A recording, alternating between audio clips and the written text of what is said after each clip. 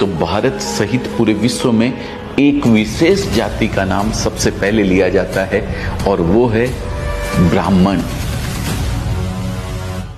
ब्राह्मण केवल एक जन्म नहीं, एक कर्म है, एक पद नहीं, एक जिम्मेदारी है, एक अधिकार नहीं, एक कर्तव्य है। ब्राह्मण वह है जो सर्वे भवन्तु सुखिनः का मंत्र न केवल बोलता है बल्कि जीता है, जो वसुदेव कुटुंबकम की भावना को हर सांस में महसूस करता है।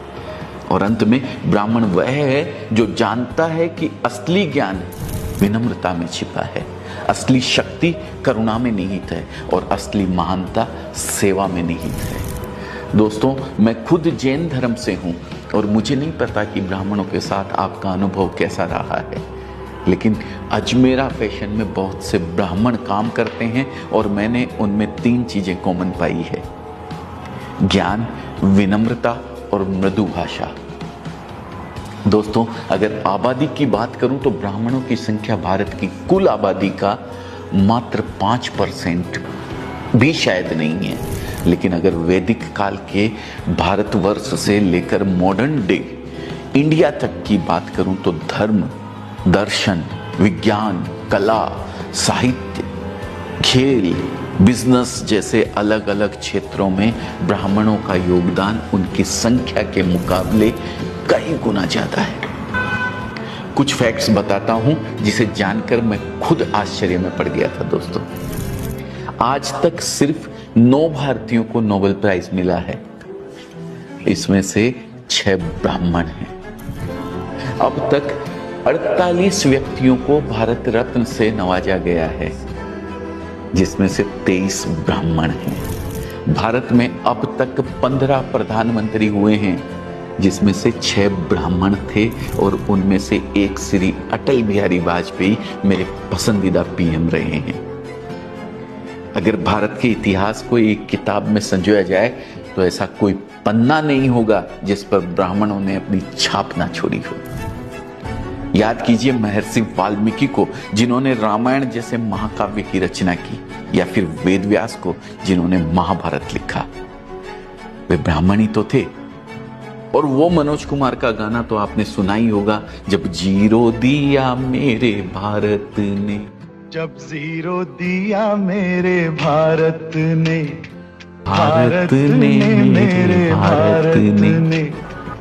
वो जीरो देने वाला कौन था? आर्यभट्ट, एक ब्राह्मण।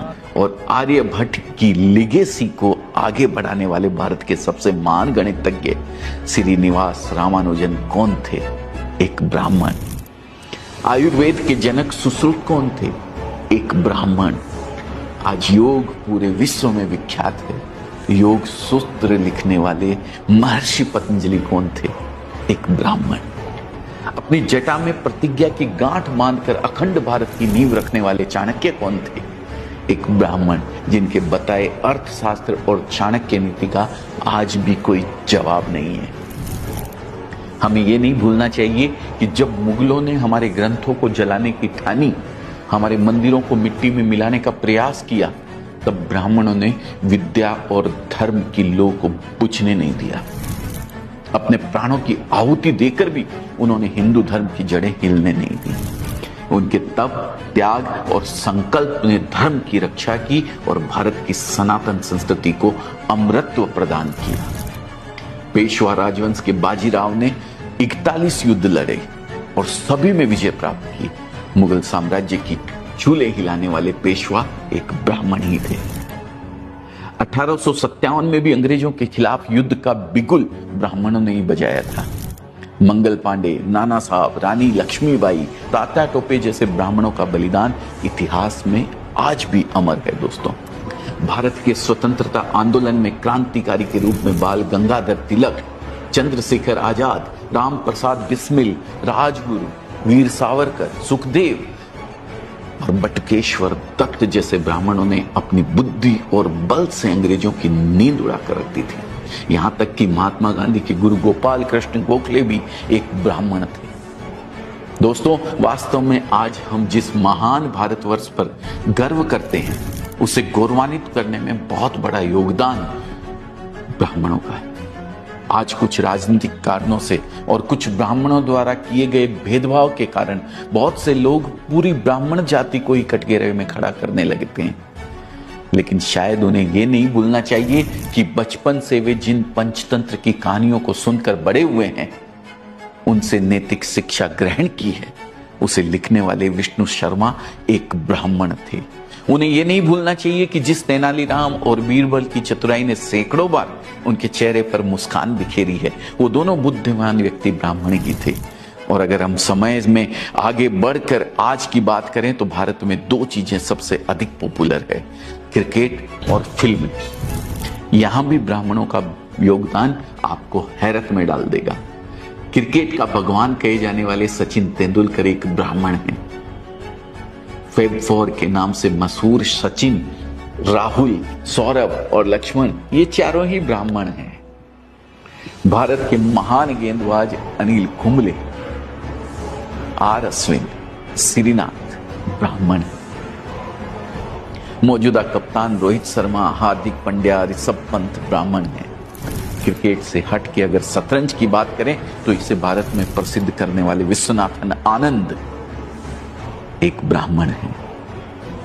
अब मनोरंजन की दुनिया में भी देख लीजिए, भारत की सबसे महान गायिका लता मंगेशकर ब्राह्मण, करोड़ों भारतीयों के फेवरेट सिंगर किशोर कुमार ब्राह्मण, अजय देवगन, पंकज त्रिपाठी, मनोज बाजपेयी, दीपिका पादुकोण, आलिया भट्ट, ये सभी ब्राह्मण। और हाँ, इन सबसे बढ़कर the father of Indian cinema Dada Saheb Phalke, वो भी एक ब्राह्मण ही थे। आश्चर्य होता है कि सिर्फ 5% से भी कम होने के बावजूद ब्राह्मणों का हर क्षेत्र में योगदान इतना बड़ा कैसे है। बिजनेस की बात करें तो दुनिया की दो सबसे बड़ी कंपनियां माइक्रोसॉफ्ट और गूगल को चलाने वाले सत्य नडेला और सुंदर पिचाई ब्राह्मण हैं दोस्तों। इन्फोसिस फाउंडर नारायण मूर्ति और पेटीएम फाउंडर विजय शेखर शर्मा ब्राह्मण हैं दोस्तों। अपनी बात करूं तो अजमेरा फैशन से जुड़ने वाले बहुत से व्यापारी, खासकर यूपी और बिहार से बहुत सारे व्यापारी ब्राह्मण हैं। अजमेरा ट्रेंड्स की फ्रेंचाइजी लेने वालों में भी कई ब्राह्मण शामिल है और उनमें से अधिकतर बिजनेस में काफी अच्छा कर रहे हैं। तो सवाल उठता है कि हम ब्राह्मणों से क्या सीख सकते हैं। मेरी समझ में मुख्यतः 4 ऐसी बातें हैं जो हम ब्राह्मणों से सीख सकते हैं। पहली, ज्ञान लो, ज्ञान दो। ब्राह्मण आज इसलिए आगे हैं क्योंकि उन्होंने शुरू से ही ज्ञान की शक्ति को समझा है। आज भी ब्राह्मण परिवारों में पढ़ाई लिखाई पर बहुत अधिक जोर दिया जाता है। और दोस्तों, ज्ञान के बारे में एक बात प्रसिद्ध है, यह बांटने से बढ़ता है। ब्राह्मणों ने ज्ञान अर्जित करके सिर्फ अपने पास नहीं रखा, उसे दूसरों को सिखाया। हमें भी पहले खुद अपनी स्किल्स डेवलप करनी चाहिए और फिर उसे आगे बढ़ाना चाहिए। दूसरी है निष्ठा और ईमानदारी। इतिहास उठाकर देखा जाए तो ब्राह्मण किंग कम किंग मेकर अधिक रहे हैं। गुरु वशिष्ठ हो, गुरु द्रोणाचार्य या चाणक्य, इनके पास कई अवसर थे जब वे सत्ता की बागडोर अपने हाथों में ले सकते थे, लेकिन ये हमेशा धर्म के मार्ग पर चले और राजा और राज्य के प्रति निष्ठा और ईमानदारी दिखाई। तीसरी, देशभक्ति।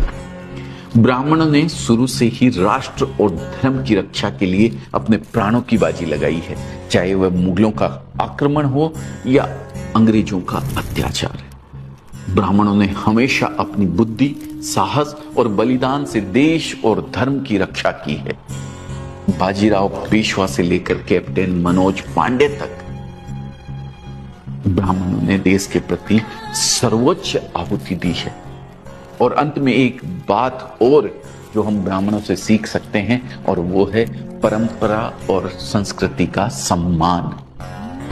आज जिस सभ्यता और संस्कृति पर भारतवासी गर्व करते हैं, आदिकाल से उसे संजोने, संवारने और जीवित रखने में ब्राह्मणों का बहुत बड़ा योगदान है दोस्तों। हमें भी अपनी संस्कृति और परंपराओं का सम्मान करना चाहिए और उन्हें जीवित रखने का प्रयास करना चाहिए। दोस्तों, अंत में मैं इतना ही कहना चाहूंगा कि ब्राह्मण एक जाति नहीं बल्कि एक विचारधारा है। वह विचारधारा जो ज्ञान, सेवा और समर्पण की मिसाल है। एक ऐसा समुदाय जिसने न केवल भारत को दिशा दी बल्कि विश्व को भी ज्ञान के प्रकाश से आलोकित किया है। जिनके तप से जगमगाता रहा यह धरा का आंगन, जिनकी वाणी से गूंजा धर्म का यह वंदन, वह ब्राह्मण थे, हैं और रहेंगे, जिनकी साधना से रोशन रहेगा यह जीवन। दोस्तों, ब्राह्मणों को लेकर आप क्या सोचते हैं? कमेंट में एक बार जरूर लिख के मुझे बताइएगा। साथ ही अगर ये केस स्टडी या जो भी आप समझते हैं इसको पसंद आई हो तो इसे लाइक करना मत भूलिएगा और शेयर कीजिएगा उन लोगों तक जिन्होंने शायद आज तक ब्राह्मण को पहचाना ही नहीं। बहुत बहुत धन्यवाद अपना कीमती समय देने के लिए। मैं दिल से आपका हृदय की गहराइयों से धन्यवाद करता हूं। जय हिंद, जय भारत, जय भगवान परशुराम।